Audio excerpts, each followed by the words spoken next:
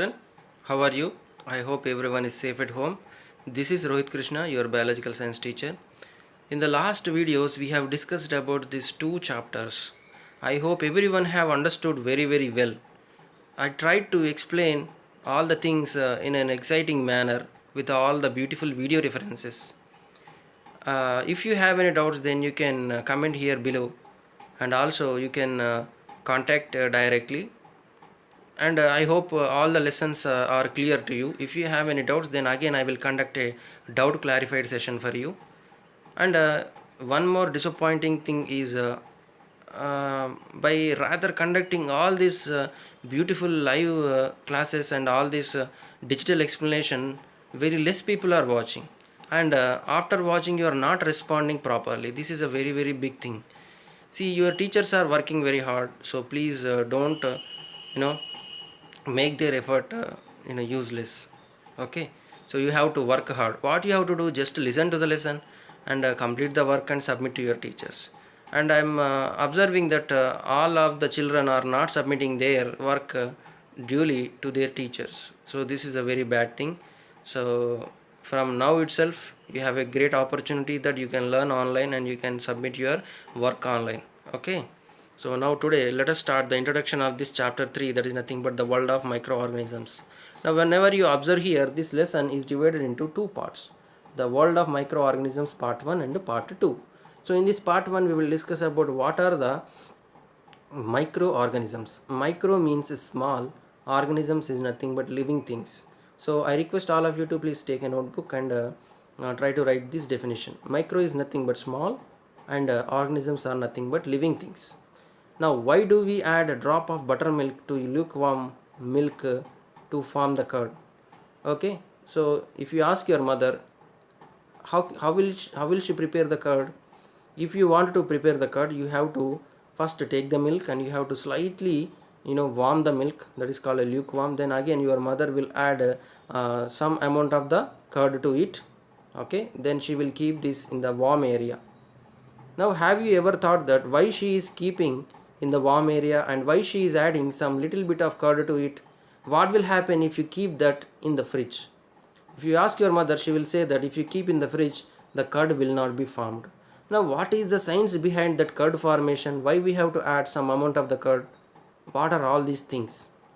Now, why does even cooked food get spoiled after some days? Why do we get the bad smell from our mouth whenever we wake up in the morning? Okay, what is the reason behind it? So children, we are slowly trying to enter into inside of this topic. So you have to ask the questions to you. Why we have to add some amount of the curd to the warm milk, and why cooked food is spoiling, why not cooked food is not spoiling early, and also why are we getting bad smell early in the morning. In this chapter we will try to find out what may involves in causing such changes. Now 400 years back, several people wondered over such questions and tried to find out the answers. So 400 years back, so many persons got the same doubt why all these things are happening, and they have searched for this and they have done so many experiments on this, and they got the answers for this. Now among all that persons, one person is called Leeuwenhoek. He is called Antony van Leeuwenhoek. As you can see here, this small boy, okay, sat here. He is the inventor of microscope. The first microscope was invented by him. He is a very famous for his microscope invention, and he is also the first person who has observed the microorganisms, the first person to see the microorganisms in the raindrops. As you see here to the right side, this is the first and ever created microscope. Okay, now microbiology as a science was born in 1674. When Antony van Leeuwenhoek observed the drop of lake water through a lens which he had developed. So what he has done, and first of all, Antony van Leeuwenhoek is a very interesting person. He used to play with all these lenses. Okay, he used to buy all these lenses and he has to keep one lens with another lens. So one day what was happened, while keeping all these things, he started observing the raindrops and the lake water drops under the microscope that he has created. Now what he has done, simply let me tell you. So he take a small glass and he kept some raindrops or lake water here, and he inserted this slide like thing here, and he observed through this lens. Now he has observed some small moving creatures inside it, just like there some small moving creatures are moving here and there. Okay, now he used to sell the cloth pieces. Okay, but he has the interest of observing the lenses. Okay, now Leeuwenhoek built a single lens powerful microscope which could magnify 300 times more than it.